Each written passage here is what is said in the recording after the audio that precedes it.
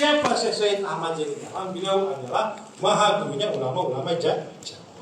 Termasuk salah satu guru utamanya Syekh Nawawi Al-Banta.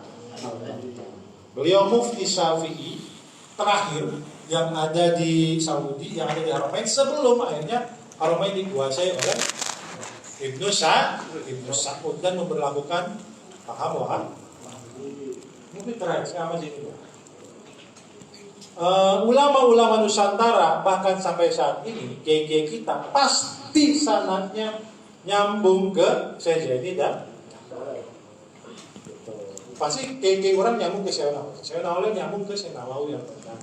Syekh Nawawi nyambung ke beliau Syekh Ahmad Zaini dan kecuali yang pelajaran agamanya tidak bersama. Itu langsung ya.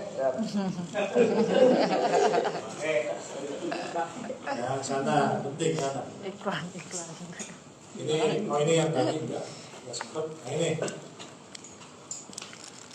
ini pesantren ya. Ini pesantren ini syarat aja nih mah. Pada pesantren sebagai seorang guru masyarakat sengaja internalisasi Islam di lembaga pesantren. Kalau tidak ada pesantren ya sudah dibilang. Kira-kira gitu. Selain itu, pesantren juga menjadi tempat utama untuk mensenyawakan keislaman dan kebangsaan. Lamun aya pesantren anu ngajarkan ulah hormat ka bendera, eta berarti pesantrenna dan pesantren Ahlussunnah wal Jamaah kira-kira gitu. Karena kiai-kiai kita dahulu di era-era pergerakan beliau-beliau itu ikut langsung memperjuangkan kemerdekaan Republik Indonesia. Tidak perlu lagi dalil untuk mengganti republik ini dengan syariat. Tanpa dalil pun mereka sudah cinta. Karena apa? Karena mereka langsung terjun waktu itu ikut merebut kemerdekaan Republik Indonesia. Ketika Indonesia sudah terbentuk, atas kenapa kita harus mempertanyakan sistemnya lagi? Selama tidak menyalahi aturan syariat Islam dan umat Islam diberi kebebasan untuk beribadah, ya sudah kita terima saja sistemnya republik seperti ini. Toh pernikahan juga diatur dengan sistem Islam, wakaf juga diatur secara Islam. Bahkan pengajian jamaah tabligh jamaah pengajian tabligh akbar yang ada di pinggir jalan di Indonesia begitu bebas. Coba ke Saudi, ayatnya jamaah tabligh akbar sebesar itu dan makan jalan ada. Yang ada dilarang. Gitu ya. Habib Syekh misalkan malam-malam ngadain panggung tabligh akbar terus soundnya berisik mana-mana itu kalau misalkan di Malaysia atau di Saudi itu sudah ditangkap itu panitianya bahkan sama dai. Saudi sekarang disorientasi, dia kehilangan arah, kehilangan orientasi. Ulama-ulamanya yang lurus itu banyak masukin ke penjara. Sekarang ada istilahnya Riyadh season.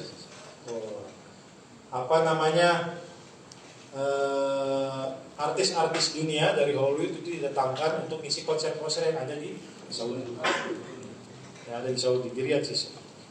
Yang dulu kita kenal bahwa Saudi itu adalah negara paling Islami di dunia, sekarang sudah berubah. Di era siapa? Era kepemimpinannya MBS.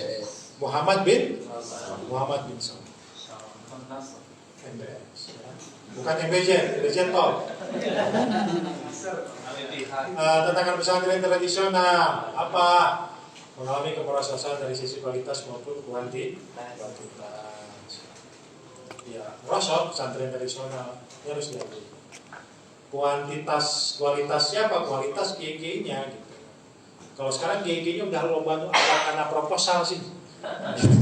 Jadi gede-gede yang proposal pokok karena santrina, pokok karena ngaji.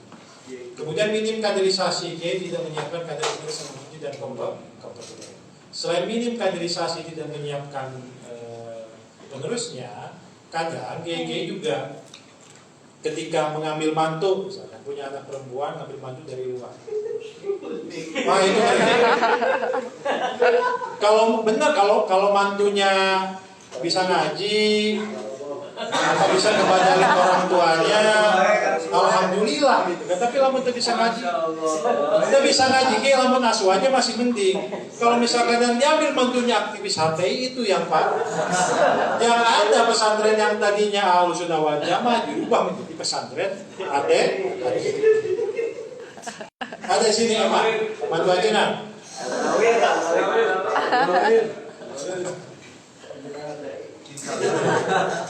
Ditinggalkan masyarakat, ketidakmampuan beradaptasi dengan kebutuhan masyarakat.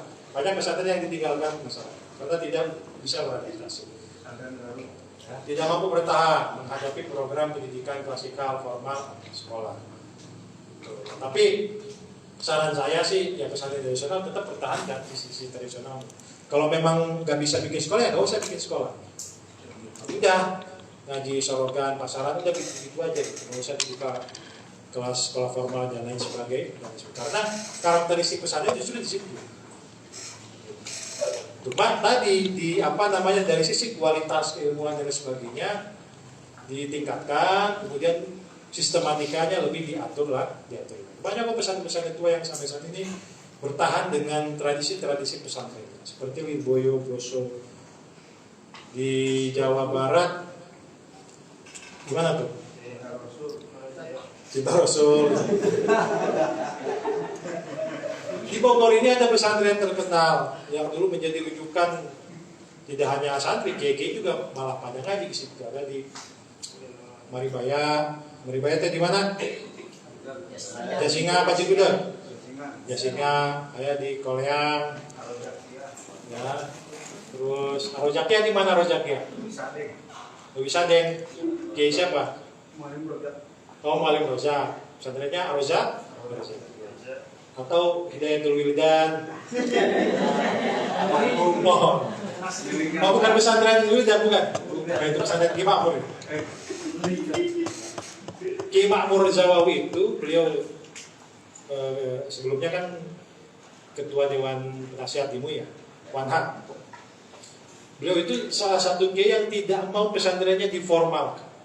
Beberapa kali kita mengajukan bantuan untuk Kiai Makmur, beliau tidak pernah minta, tapi kita inisiatif sendiri untuk mengajukan. Karena nggak punya akta yayasan, akhirnya nggak percaya itu bantuan. Dan ketika kita minta Kiai Makmur untuk bikin yayasan, nggak mau. Mungkin beliau punya pertimbangan, ya seperti inilah pesantren Salafiyah. Selama kita konsisten dengan sistem pengajaran tradisional kita, tidak bergeser dari hito pesantren Salafiyah, insya Allah peminat akan selalu ada. Ya yang mau sekolah ya silakan sekolah, tapi balik ke sini ya ngaji lagi, sekolahnya di luar. Sampai saat ini kalau tidak salah belum ada akta legalnya untuk pesantren Hidayatul Wildan. Bukan pesantren Kang Wirda. Oke. Thanks. Does anyone have any questions? Saya serahkan ke moderator. Alhamdulillah, pemaparan yang sangat luar biasa malam ini dari pemateri kita mengenai ideologi dari mulai Pan-Islamisme sampai selesai tadi. Baik, saya akan buka cermin pertanyaan dari Putri satu, teteh sama Kang juga. Nanti saya batasi dulu ya, 3 pertanyaan dulu. Akangnya 2, tetehnya 1. Dari tetehnya harus ada, jangan dari akangnya semua. Boleh? Dari akangnya ada 3, 2 dulu. Kang Irfan sama Kang Burda. Memang Kang.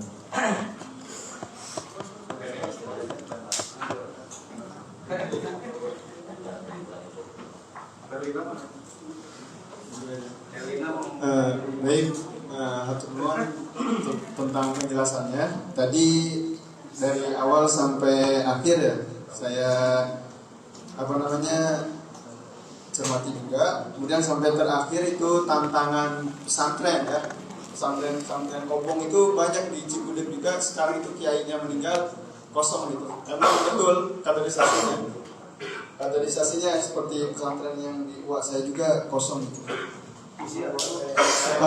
Selanjutnya saya dulu SMA di Fathul Mubina ya, memang pesantren modern kita di Ciawi di daerah Ciledug gitu ya. Waktu itu ya 2011, 2012, 2013 lah di sana memang banyak kawan lintas ormas dan lintas organisasi. Nah, saya juga sempat, mungkin bisa dijelaskan saya sempat baca buku tadi, buku Sekte Salafi Wahabi Berdarah karangan Syekh Idahrom. Dan buku ini saya baca, kemudian ada bantahannya dari, kalau nggak salah itu Hartono Ahmad Jaiz. Beliau lulusan UIN Bandung kalau nggak salah. Nah, mungkin bisa dijelaskan maksudnya bagaimana gitu, karena mau kontrak gitu ya tentang buku itu. Nah, kemudian yang selanjutnya, jadi lupa lagi. Pendirian Saudi itu kalau nggak salah berapa kali, 2 atau 3 gitu. Pertama di Diriyah gitu ya. Kemudian Syekh Hussein itu sebagai gubernur atau apa gitu dari Turki Utsmani. Dan waktu itu Turki Utsmani memang lagi kurang kuat, nggak kuat. Nah, sedangkan di Hijaz itu, di Diriyah dan sebagainya itu banyak kerajaan-kerajaan atau kerajaan-kerajaan yang kecil-kecil ya, kabilah-kabilah. Kemudian ketika saya juga ada baca 2 versi gitu, ada yang mendukung, ada yang tidak gitu. Ada yang mendukung bahwa misalnya pendirian Saudi ini berontak kepada Utsmani.